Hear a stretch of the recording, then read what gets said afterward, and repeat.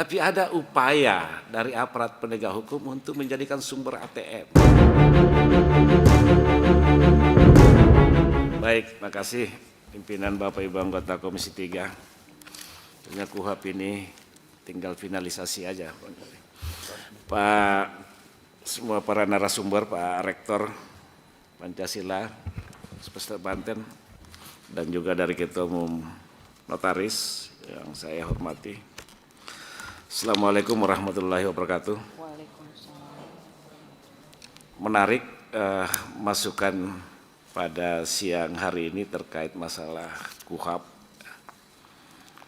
Saya kira memang KUHP ini perlu kehati-hatian menurut saya, karena ini terkait menyangkut masalah due process of law ya, terhadap aparat penegak hukum ketika melakukan suatu tindakan kewenangan yang ada pada mereka gitu kan. Tadi disampaikan tentang penguatan diferensiasi fungsional ya. Memang pada saat kemarin pembahasan juga memang mengemuka tentang dominus litis ya. Memang terjadi perdebatan di situ. Tapi ya, pada akhirnya memang kita lebih melihat pada penguatan diferensiasi fungsional. Namun kita juga berpikiran begini Pak. Karena kita melihat kan ada beberapa kewenangan-kewenangan yang ada di kepolisian dan juga di kejaksaan. Terkadang dalam satu kasus itu dilakukan penyidikan oleh 2 lembaga atau bahkan 3 lembaga dalam satu kasus. Sehingga apakah kita bisa melakukan, ini kita diskusi aja Pak ya, diskusi. Melakukan suatu langkah yang progresif sekalian. Ada batasan kewenangan yang jelas, fungsi penyidikan, penuntutan, dan kemudian proses di pengadilan. Kalau kita berikan batasan seperti itu menghindari adanya satu kasus yang saya sebutkan tadi, menghindari satu kasus dengan proses penyidikan 3 lembaga. Ya katakanlah misalnya kasus Nadiem kemarin. Proses kejaksaan, proses juga di KPK. Bisa jadi juga sebentar di Bareskrim. Ya karena itu tadi terjadi tumpang tindih kan begitu. Nah kalau misalnya kita mengambil satu posisi yang tegas terkait menyangkut masalah diferensiasi fungsional ini, ya, supaya tidak menghindari adanya tumpang tindih dan ada kesetaraan antara penegak hukum di situ, ya kita berikan penegasan aja. Penyidikan ada di kepolisian, penuntutan di kejaksaan, proses pengadilan ada di hakim gitu. Nah, saya minta pandangan aja seperti itu ya.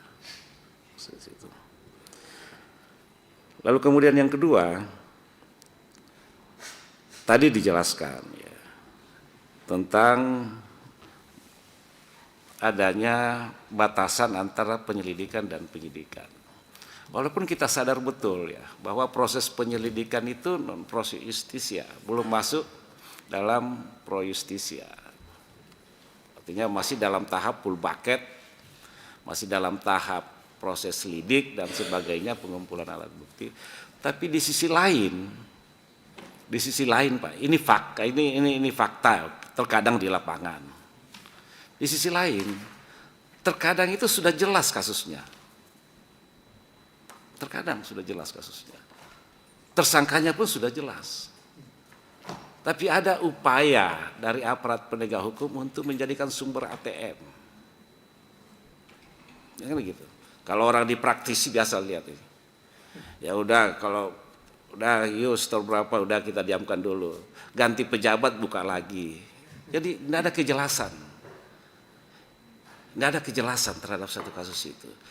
Sehingga saya berpandangan ya walaupun ini belum masuk dalam pro justisia tapi juga harus ada batasan waktu gitu loh. Supaya tidak dijadikan ya sumber ATM oleh aparat penegak hukum. Ya kan begitu. Jadi ada batasan yang jelas di situ. Apa sih yang tidak dimiliki aparat penegak hukum kita? Semua kita sudah berikan. Sumber daya manusianya, sumber daya apa, semua bisa diungkap kok dalam waktu yang ini. Penyadapannya apa segalanya, dan semua alatnya canggih Pak. Semua alatnya canggih. Hanya dari faktor kemauan aja. Mau nggak secepat itu untuk dibuka segala macam. Nah ini yang menurut saya, ini kita diskusi aja Pak Rektor ya, terkait masalah itu. Supaya masyarakat juga ada kepastian. Ya, kan. Dan di situ kan hukum gitu kan ya kepastian, apa kemanfaatan, keadilan dan sebagainya. Lalu kemudian yang terakhir, Pak Rektor, saya setuju dengan pandangan Bapak tadi tentang sistem DPA, Different Prosecution Agreement. Di beberapa negara juga diberlakukan itu Pak. Di beberapa negara dalam rangka recovery aset, pengembalian kerugian negara, ya kan gitu. Katakanlah misalnya Singapura, negara tetangga kita aja, bahkan negara-negara yang menganut sistem Anglo-Saxon banyak memperlakukan itu, sistem DPA itu, Different Prosecution Agreement, penundaan penuntutan dengan adanya pengembalian kerugian negara itu. Saya kira di beberapa undang-undang sektoral kita Pak, ya, katakanlah undang-undang minerba, undang-undang lingkungan hidup, bahkan undang-undang pajak pun, itu dikenal ketika terjadi kesalahan administrasi, ketika itu atas rekomendasi Menteri Keuangan ke Jaksa Agung agar kasus ini bisa ditunda penuntutannya, dihentikan penuntutannya ketika yang bersangkutan mengembalikan kerugian negara dengan denda tertentu, sama dengan negara Singapura, seperti itu Pak. Ketika ada misalnya kerugian negara sekian, dendanya sekian, kalau yang bersangkutan setuju, maka penundaan penuntutan dilakukan.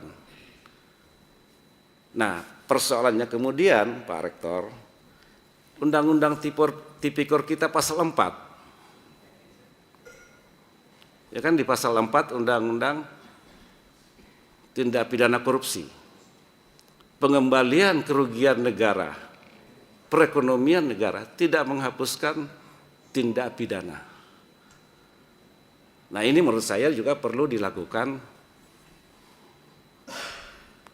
perbaikan kalau memang kita menganut sistem DPA tadi. Dan saya setuju dengan itu. Karena disertasi saya juga mengkaji persoalan ini. Karena kalau hanya persoalan penindakan, pemenjaraan, itu tidak memberikan efek jerah. Memberikan efek jerah ketika yang bersangkutan disita aset-asetnya, mengembalikan kerugian sesuai dengan tindak pidana yang dilakukan. Itu yang mereka ada ketakutan di situ. Nah, ketika ini diberlakukan dengan denda tertentu, saya kira ini bagus sekali terkait menyangkut masalah recovery aset, pengembalian kerugian negara. Saya minta pandangan Pak Rektor. Makasih. Assalamualaikum warahmatullahi wabarakatuh. Kami ingin menambahkan penjelasan pimpinan sidang dan Bapak Ibu anggota Komisi 3 yang terhormat.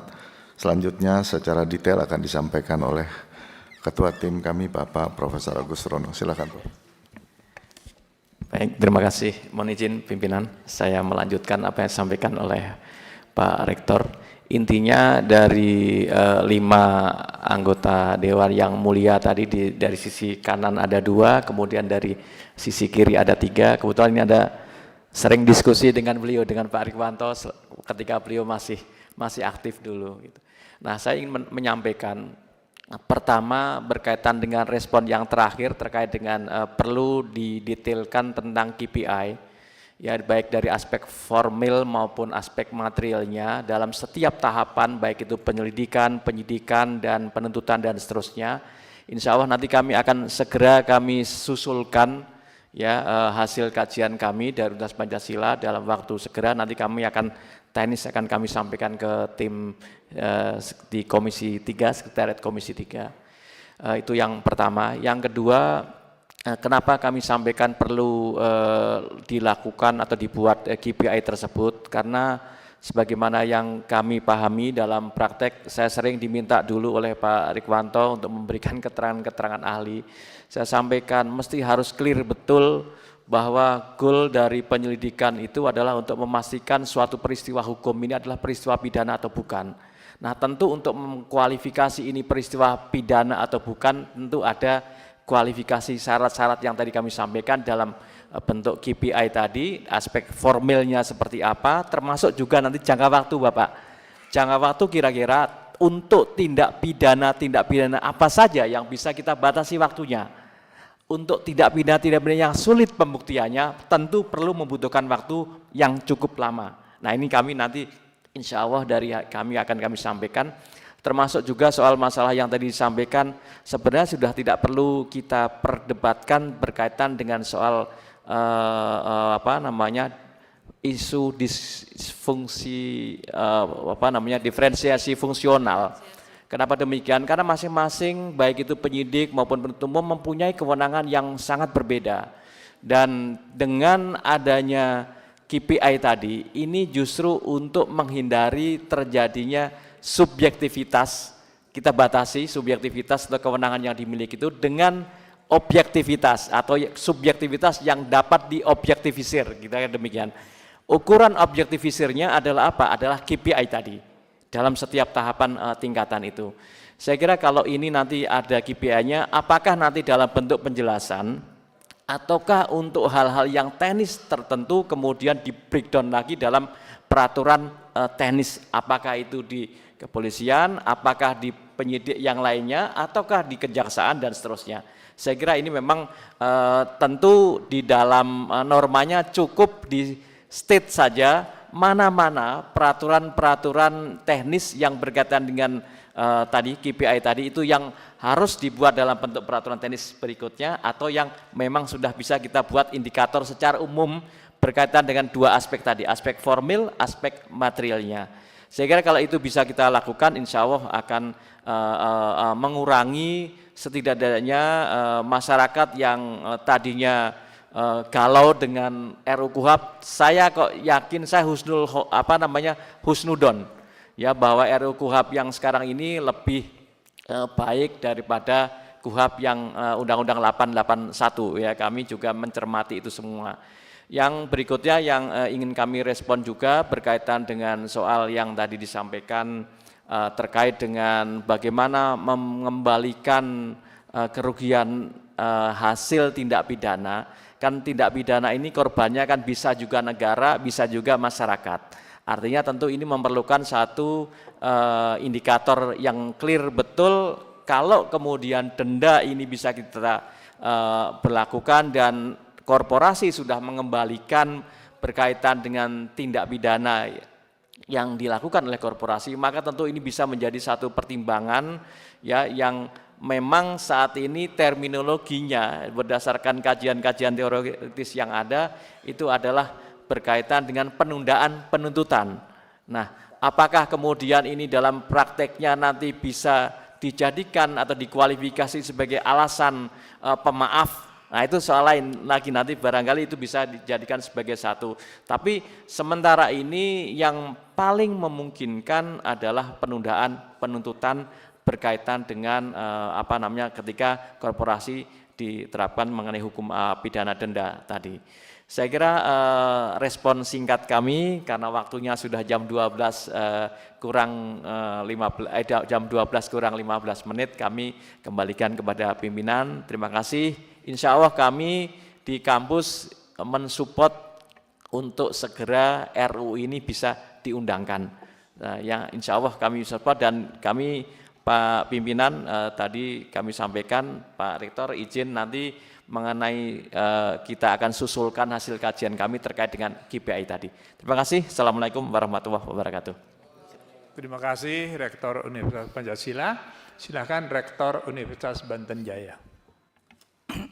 Baik, terima kasih. Mohon izin pimpinan sebagai closing statement, ada beberapa hal yang ingin saya sampaikan terkait dengan apa yang tadi tanggapan-tanggapan, dan kami akan melakukan penyempurnaan masukan kami kepada pimpinan dan kami dari akademisi, saya sebagai dosen di Untirta maupun di Unbaja, sangat mengapresiasi sekali hasil KUHAP yang rancangannya menurut kami sangat maju sekali dibanding dengan KUHAP sebelumnya, ada restoratif dan sebagainya. Kalaupun masih ada kekurangan-kekurangan tadi sudah disampaikan juga, tidak semuanya akan dituangkan di dalam KUHAP, ada akan peraturan-peraturan pelaksanaan misalnya Perkap dan sebagainya. Sebagai tambahan misalnya ada ini sebagai sebuah pertanyaan, misalnya ada pengertian penyelidikan tadi saya tegaskan kembali, serangkaian tindakan penyelidik. Nah, walaupun di dalam pasal 1 angka 7 penyelidik adalah pejabat kepolisian dan pejabat lain yang diberikan kewenangan untuk melakukan penyelidikan. Pertanyaannya, kalau serangkaian tindakan penyelidik, apakah penyidik tidak bisa melakukan penyelidikan? Nah, itu yang pertanyaan menggelitik yang sering kami temukan dalam diskusi. Karena kalau tadi serangkaian tindakan penyelidik, maka apakah kalau kemudian penyidik melakukan penyelidikan ini melanggar kewenangannya tadi. Seperti itu mungkin juga yang perlu pemikiran sehingga tidak ada hal-hal yang nampaknya sepele tetapi ini akan menjadi ini. Terus kemudian yang kedua juga KUHAP di sana hanya berbicara tentang kewenangan penyelidik dan kewenangan penyidik. Tapi tidak ada batasan kewenangan dalam penyelidikan dan kewenangan dalam penyidikan. Itu selaras juga dengan tadi norma-norma yang sudah diberikan pengertian normatif di dalam pasal 1. Saya kira itu saja dari kami. Terima kasih. Assalamualaikum warahmatullahi wabarakatuh.